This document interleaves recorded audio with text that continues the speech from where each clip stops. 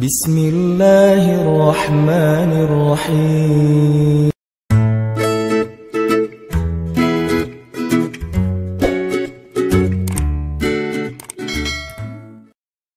Bekali diri kita.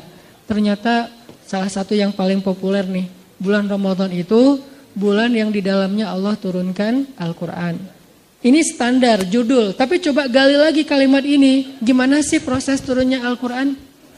Gimana sih kronologis turunnya Al-Quran? Gimana sih adegan turunnya Al-Quran? Siapa aja sih yang bawa Al-Quran? Gimana? Siapa malaikat-malaikat yang membawa Al-Quran?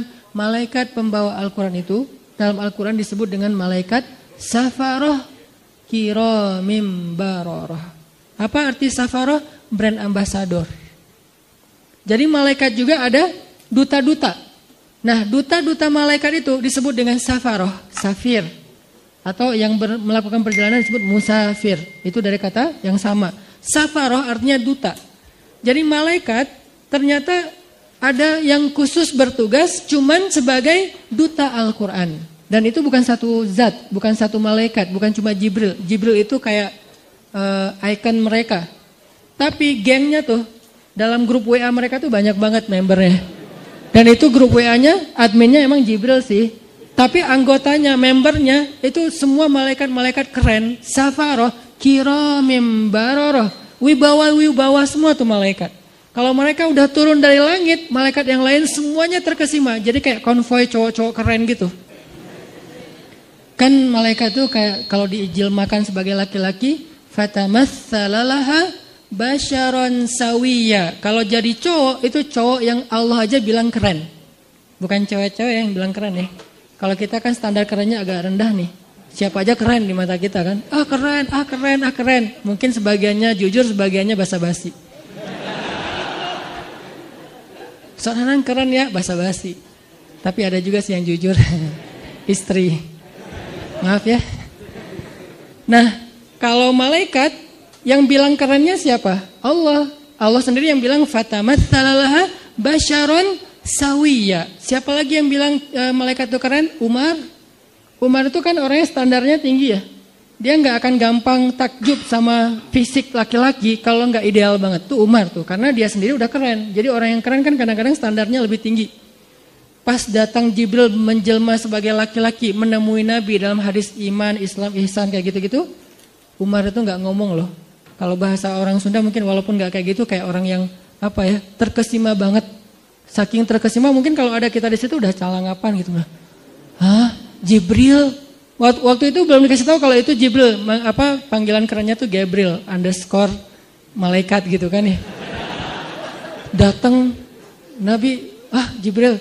Terus duduk lututnya bertaut dengan lutut Nabi. Itu kan keren banget ya. Salah satu cara private belajar tuh kayak gitu. Berdua lututnya bertaut. Jibril nanya sesuatu, Nabi menjawab, dibenarkan. Ditanya, menjawab, dibenarkan. Pas laki-laki itu udah pulang, Umar diem aja. Sampai Nabi bilang, Umar tahu gak itu siapa?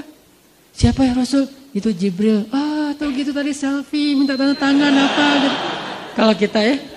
Ternyata dia Jibril. Wah, para sahabat terkesima. Emang keren banget. Wajar kalau Maryam aja kaget.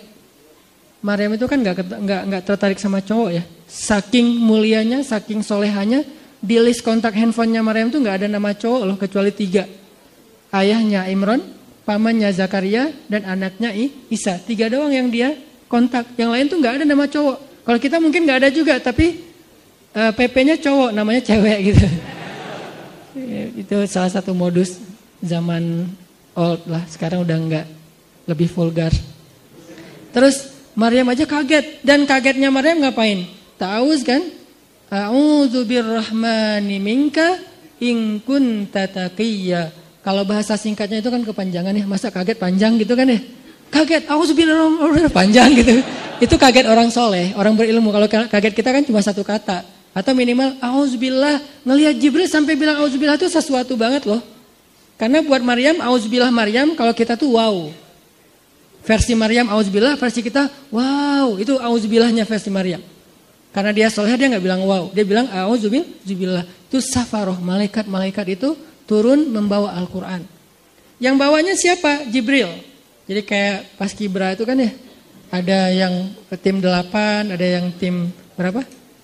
17, ada yang tim 45 gitu-gitu kan.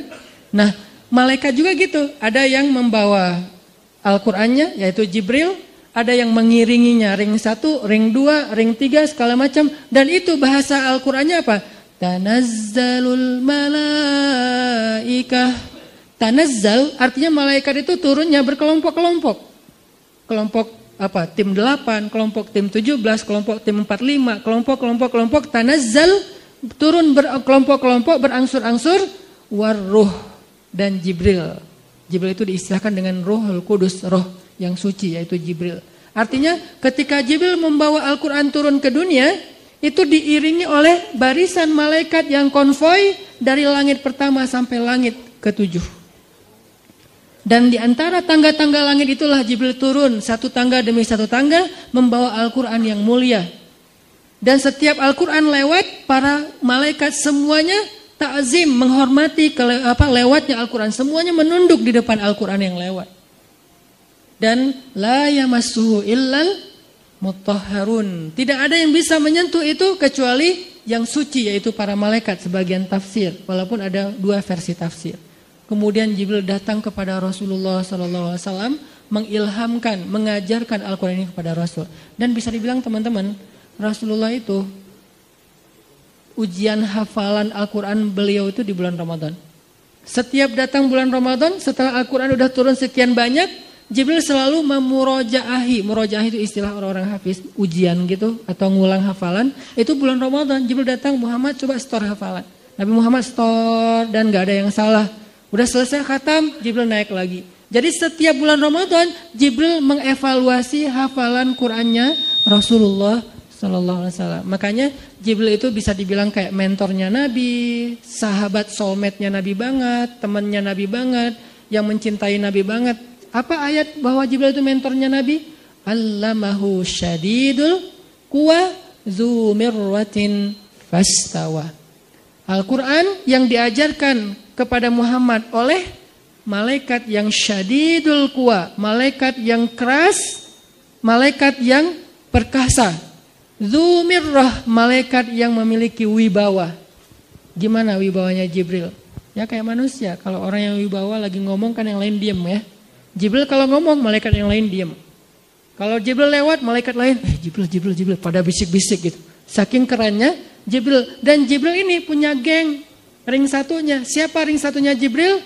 Dulu iblis sebelum dia berkhianat. Setelah dia berkhianat, Allah laknat, diganti oleh para anbiya. Dan puncaknya Rasulullah SAW. Dan Jibril sama Rasulullah itu saling mencintai karena Allah. Teman banget. Kalau kemana-mana berdua, kalau bahasa kita ngopi bareng, nongkrong bareng, jalan bareng gitu kan. Pernah suatu saat Jibril lama gak turun-turun. Nabi kangen banget kepada Jibril. Kemana ya Jibril kok gak turun, lihat ke langit. Jibril juga di langit lihat ke bumi, gimana ya kok gak bisa turun. Sama-sama kangen tapi gak bisa ketemu. Jibril kangen Nabi, Nabi kangen Jibril tapi gak bisa ketemu. Setelah sekian lama Jibril baru turun, Nabi nanya, ya Jibril kemana aja kok gak datang-datang, saya kangen gitu. Kata Jibril membacakan ayat. Jadi jawaban Jibril itu ayat Al-Quran. Berarti Allah udah ngasih jawaban sebelum Nabi bertanya. Apa ayatnya? Di surat Maryam. Wa ma natanazzalu illa bi amri rabbik. Kami tidak turun wahai Muhammad, para malaikat, kecuali karena perintah Allah. Walaupun kangen, Jibril emosional. Dia kadang marah, dia kadang suka, dia kadang sedih, dia kadang gak tega. Kapan Jibril gak tega? Ketika Nabi dicabut nyawanya, sakratul maut. Dan Jibril berada di sisinya Rasulullah, Jibril memalingkan wajahnya tidak melihat ke arah Rasulullah. Rasulullah bertanya, Jibril, bencikah engkau melihat wajahku saat ini ya Jibril? Aku lagi jelek ya, kalau bahasa kita gitu. Kata Jibril, ya Rasulullah, saya gak tega melihat wajah Rasul ketika kesakitan. Saking sayangnya Jibril kepada Rasulullah. Jadi malaikat itu bukan plain, kayak robot gitu, gak ada emosional. Ada emosionalnya, cuman emosional malaikat juga karena Allah. La ya'sunallaha ma amarahum wa yaf'aluna ma yu'marun. Mereka enggak pernah bermaksiat, termasuk dalam perasaannya, suka, benci. Bahkan kadang-kadang malaikat juga saking semangatnya bekerja sampai debat, ikhtilaf di antara malaikat. Malaikat juga ada mazhab-mazhab. Mana malaikat mazhab? Itu yang kasus membunuh 100 orang, terus dia meninggal di tengah jalan, datang 2 malaikat, beda mazhab kan?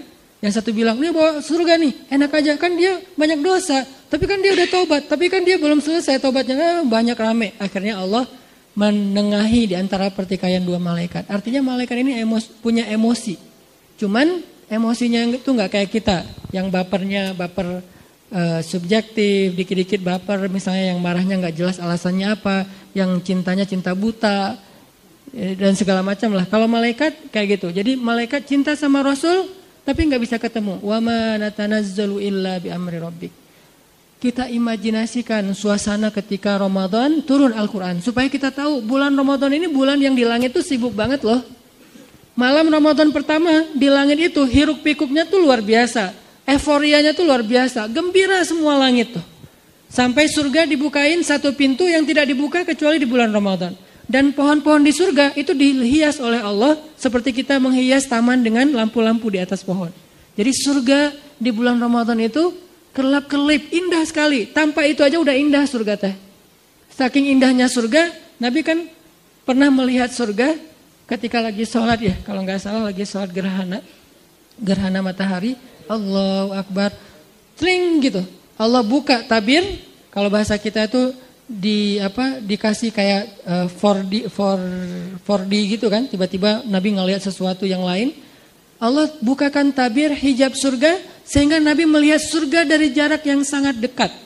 Saking dekatnya seolah-olah hanya dengan melangkah beliau bisa metik buah anggur di dalam surga. Nabi lagi sholat nih. Allah bukakan hijab, Nabi ngelihat surga, ada anggur yang bergelantungan dan gemes banget pengen dipetik saking kerennya nih anggur, saking ranum banget. Nabi berjalan lagi sholat menuju ke depan dan pengen ngeraih anggur. Lalu Allah tutup hijab itu. Dibukalah hijab neraka, Nabi langsung mundur ke belakang sampai mentok ke sahabat di shaf pertama karena melihat isi neraka. Ini artinya surga nggak dihias saja tuh udah keren. Nggak dihias saja Allah sampai mengatakan bahasa-bahasa tentang surga itu di dalamnya lu'lu, marjan, segala macam. Di dalamnya ada banyak perhiasan-perhiasan.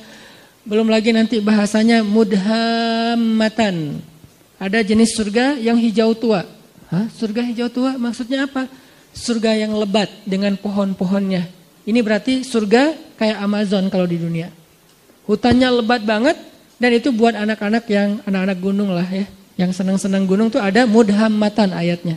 Saya lagi nyari-nyari surga yang ada ombaknya yang mana gitu.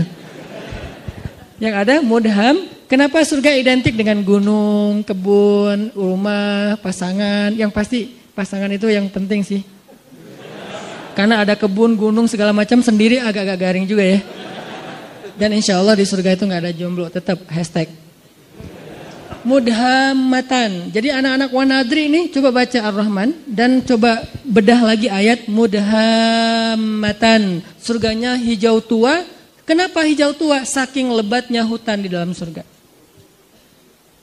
Kayak gimana jenis pohon di dalam surga? Satu pohonnya kita berjalan di bawahnya 100 tahun, itu belum keluar dari naungan dahan-dahannya. Kan di daerah Taman Sari gitu kan, ada pohon-pohon yang kebun binatang yang gede banget ya, melintasi jalan. Itu baru di dunia aja udah kayak gitu pohon, gimana di surga. Sehingga kalau kita berjalan di bawahnya 100 tahun, naik onta nih 100 tahun, belum keluar dari dahan atau naungan keteduhan satu pohon doang. Makanya disebut mudhammatan, hijau tua, lebat banget. Siapa yang ada di sana? Itu tempat spot buat berburu. Karena salah satu hobi nanti penghuni surga, terutama yang cowok-cowok berburu. Cewek-cewek nemenin cowoknya berburu. Berburu. Kita udah, dan berburunya udah jago, bukan meleset-meleset wae ya. Jadi gak seru juga kan, meleset akhirnya stres. Kenapa? Gak dapat buruan. Masa di surga stres gitu? Pastilah. Nanti kalau yang tadi main air pasti udah jadi tiba-tiba jadi kayak Kelly Slater gitu, tiba-tiba jadi main di barrel gitu, udah jago pro surfer gitu. Karena di sana tuh udah nggak ada lagi yang setengah-setengah, semuanya jadi pro. La khaufun alaihim wala. Nah, gambaran emosional perasaan manusia di dalam surga, la khaufun alaihim wala hum yahzanun. Nggak ada lagi rasa takut, khawatir, dan nggak ada lagi rasa kecewa atau sedih. Terus gambaran rumah di dalam surga, rumah yang tidak ada teriakan di dalamnya dan tidak ada ucapan-ucapan tercelah.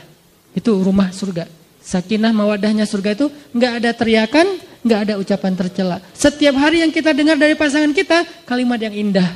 Pasangan kita nggak mungkin ngecewain kita di surga. Kalau di dunia kadang manyun, wajar lah ya. Kadang salah ngomong, wajar manusia. Tapi di surga nggak ada yang kayak gitu. Semuanya nikmat. Dan malam Ramadan, surga yang indah itu Allah hias. Jadi kita bayangkan, kita imajinasikan. Kenapa Nabi ngomong sedetail ini? Supaya kita berimajinasi tentang keadaan Ramadan. Sampai yang saya pernah cerita, Nabi pernah Allah perlihatkan surga dalam mimpi kan? Dan mimpinya Nabi itu bagian dari mi'rajnya beliau, naik ke langit. Melihat sebuah istana yang indah. Istananya tembus pandang, jadi kayak kaca gitu. Kemudian di dalam istana, di sebelah istana itu ada seorang cewek lagi main ayunan. Terus Nabi nanya kepada Jibril, itu cewek itu siapa? Itu rumah siapa?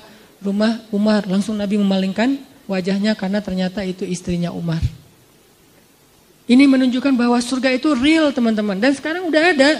Surga itu bukan diciptakan nanti setelah kiamat. Enggak. Surga itu salah satu di antara ciptaan-ciptaan Allah yang awal.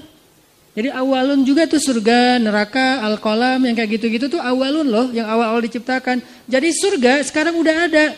Cuman beda dimensi sama kita. Kalau Allah berkehendak, kita hanya perlu waktu beberapa detik untuk sampai ke sana. Kayak Nabi berisra dan mi'raj. Beda dimensi dengan kita. Jadi suasananya udah ada, nyanyian surganya udah ada. Yang isi dari lirik nyanyiannya apa? Salaman salam, salaman salam. Semua nyanyiannya kalimatnya adalah keselamatan, keselamatan, baik, baik. Nggak ada kalimat-kalimat yang jelek di dalamnya. Ini artinya Ramadan adalah bulan yang sangat istimewa di sisi Allah. Sehingga kita hayati itu teman-teman. Itu yang kedua. Yang ketiga yang ada 4 yang kita cari dalam traveling. Yang ketiga adalah bangun mood. Karena kalau kita traveling gak ngejaga mood, itu biasanya juga tadi garing kan. Walaupun tempatnya keren, fasilitasnya bagus, itinerary-nya udah lengkap banget. Tapi karena kita gak mood, kenapa gak mood? Bisa jadi tadi sakit hati, baper, bete, ada haters di followers kita. Ada yang komen negatif ke kita di akun. Sesuatu yang simple banget tapi bisa bikin mood kita hilang. Kan gak nyaman lagi ya perjalanan. Kebayang gak sih kalau orang lagi umroh, lagi traveling suami istri, yang tadinya niatnya pengen honeymoon, tiba-tiba kayak ada sedikit keributan gitu. Di dalam hotel bertengkar, akhirnya yang satu tidur di lantai, di sofa, satu lagi tidur di kasur.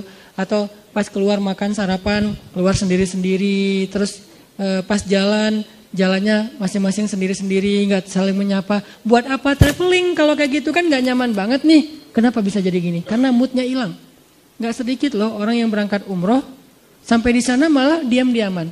Yang tadinya udah happy-happyan, kita umroh pertama nih berdua, sampai di sana ada masalah sepele, akhirnya diam-diaman. Mungkin masalah sepelenya apa? Katanya tadi nungguin saya di pintu, saya tungguin lama, ternyata udah makan duluan di hotel, akhirnya ngambek misalnya. Katanya mau apa, mau umroh apa, mau tawaf bareng, tapi kok kamu pergi duluan sama teman-teman, akhirnya ngambek. Bisa ada apa aja yang bisa bikin mood kita drop. Gitu juga Ramadan. Mood Ramadan sangat ditentuin dengan keadaan dalam hati kita. Gimana supaya hati kita selalu mood imannya baik buat ibadah-ibadah Ramadan? Banyak istighfar teman-teman. Karena yang bikin mood iman kita drop, dosa. Saya selalu ngulang-ulang kalimat dari ulama, min awwalil khair an tatrukas syarr. Awal dari semua kebaikan itu tinggalin dosa. Salah satu cara ninggalin dosa, istighfar. Sehingga kalau kita membiasakan istighfar, insya Allah mood kita tuh naik lagi tuh. Istighfar tuh kayak charging. Jadi makin sering kita istighfar, makin naik persentase mood kita. Sehingga ketika puncaknya mood kita lagi ngejos banget, itu semua ibadah tuh ringan loh. Sholat 1 juz ringan, malah dianggap kok 1 juz sih, bukan 10 juz. Pas 10 juz kok 10 juz sih gak khatam sekalian. Wah ngeri nih. Sholat tahajud udah dia taraweh plus tahajud lagi, walaupun ada mazahib lah ya. Dia tahajud lagi di rumah. Kalau tadi kenapa tahajud lagi? Soalnya tadi kan tarawehnya crowd, saya pengen tahajud berdua. Boleh gak gandengan? Allah. Gak boleh, Rasul juga yang paling romantis gak gitu-gitu amat gitu kan ya. Oh ya udah deketan aja deh, jangan jauh-jauh tuh, deketan lagi. Kenapa sih harus deketan? Soalnya kalau kamu jauh hafalan saya suka lupa. Udah deketan tetap lupa. Jadi semangat banget gitu. pengen tahajud semangat, pengen ngasih makan orang berbuka semangat, tilawah semangat, apa aja lah pokoknya kebaikan-kebaikan karena moodnya lagi dapat istighfar. Dan yang terakhir yang keempat, ini juga penting teman-teman. Kita tuh traveling tuh akan bakal jadi fun dan enjoy banget kalau kita perginya dengan seorang teman, partner traveling yang sehobi sama kita. Itu bakalan enjoy banget. Misalnya yang seneng di air. Kebayang gak sih kita traveling ke laut sama teman kita yang takut hitam? Bete banget kan? Nyemplung yuk. Malas hitam gitu.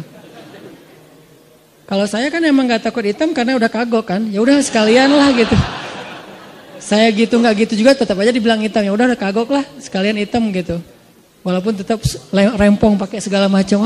Apa biar gak bertambah daripada nanti gak dibukain pintu sama istri. Soalnya gak kenal siapa sih ini.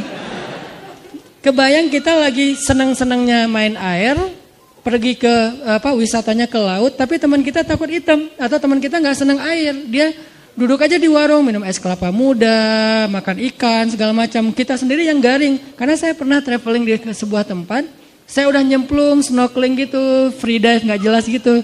Kenapa nggak jelas free dive tapi cuma setengah meter gitu, free dive gitu, karena khawatir kalau yang jurang-jurang di dalam laut. Pokoknya lagi free dive gitu, teman-teman pada selfie-an gitu. Seru loh ini banyak ikan hias, banyak terumbu karang. Oh iya Ustaz bagus tuh, tampil selfie.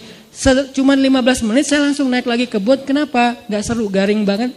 Masa saya mau jadi sendiri doang di situ di laut, yang lain pada di atas kapal. Ini karena gak dapat partner yang sehobi. Sama kayak kita yang senang gunung, ngajak orang yang malas banget ke gunung. Kedinginan, banyak nyamuk, belum lagi nanti jurik segala macam, khawatir. Masa saya mau ke belakang, terus bangunin kita, kenapa? Takut gitu kan ya, kan gak seru banget kan, belum lagi dia lebay gitu orangnya ke gunung kayak nonton film horor, dikit-dikit peluk gitu. Ya kalau itu pasangan, kalau teman kos-kosan gitu kan geli ya. Ini gak sehobi nih sama kita nih ke gunungnya, jadi gak akan nyaman perjalanan kita trip ke gunung. Atau yang ke mall, saya sering merhatiin nih kalau lagi nganterin istri ke mall, apalagi mallnya yang agak-agak rame gitu kayak pasar baru ya. Saya kalau datang ke tempat-tempat yang crowd gitu, saya perhatiin apa? Wajah bapak-bapak. Itu semuanya kerung gitu. Ibu-ibunya beda banget nih ekspresi antara ibu-ibu sama bapak-bapak kalau di mall teh. Apalagi mall yang pasar-pasar gitu kan, bapak-bapaknya sambil bawa bawa bawaan gitu istrinya kan nggak bawa, jadi nggak berasa belanja banyak kan, kayak free gitu. Belum ada apa-apa yang dibeli. Si bapaknya ini apa? Makanya kan ada sunnah Nabi dalam sunnah berbelanja. Salah satunya apa? Suatu hari Nabi lagi belanja bareng dengan Abu Hurairah, ditemenin gitu. Pas Nabi udah beli sesuatu, Abu Hurairah pengen ngambil. Ya Rasul biasa bawa. Kata Nabi, seorang yang belanja membawa belanjaannya sendiri. Itu sunnah belanja. Kenapa kita bawa belanjaan sendiri? Biar tahu kalau kita udah belanja banyak. Kalau yang bawanya supir, suami atau siapa gitu, kita nggak tahu. Makanya belanja bawaan sendiri. Udah banyak akhirnya males gitu kan. Atau naruh dulu di bagasi mobil balik lagi. Tetap aja. Itu wajah bapak-bapak tuh rata-rata tuh bete banget loh. Kalau di tempat-tempat crowd gitu ya. Semuanya pada bete. Kalau seandainya mereka bisa memilih. Cuman gak dikasih pilihan sama istrinya. Seandainya bisa memilih pasti mereka mau mojok di mana gitu ngopi. Kalau udah dikasih kopi langsung cenghar lagi kan ya. Wah kopi nih.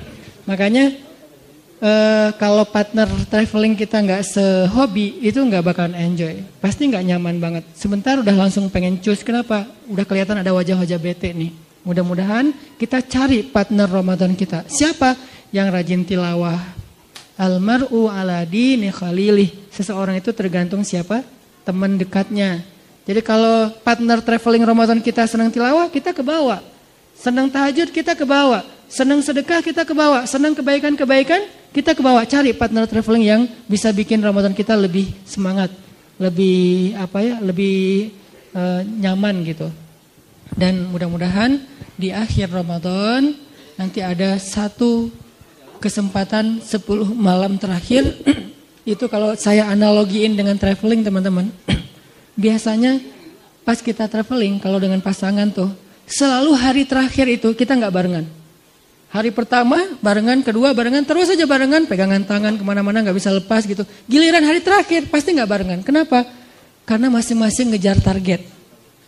nyari oleh-oleh yang belum dapat. Si ibunya nyari oleh-oleh buat teman-temannya, si yang cowoknya juga nyari oleh-oleh buat teman-temannya. Jadi semuanya mencar. Hari terakhir biasanya mencar tuh. Masing-masing rempong sendiri-sendiri. Udah kita nanti ketemuan di sini ya, meeting pointnya. Udah jalan sendiri-sendiri. Itu analogi sederhana berlaku juga di Ramadan. Hari terakhir yang tadinya kita barengan, berbuka puasa bareng, malam tahajud bareng. Begitu masuk asyarah min awakhir Ramadan, 10 terakhir bulan Ramadan, kayaknya kita harus berlakukan SOP traveling. Gak apa-apa deh, kali ini kita agak sendiri-sendiri. Itikaf sendiri-sendiri, maksudnya satu masjid tapi kan beda. Masa mau itikaf di sini mesra-mesraan kan agak aneh ya. Boleh sih mesra-mesraan, gimana? Nyisir rambut, misalnya. Mah, bawa sisir enggak? Kenapa? Sunnah mah. Kan Aisyah nyisir rambut Nabi ketika lagi. Papa kan enggak punya rambut. Oh iya. Soalnya banyak mikir gitu.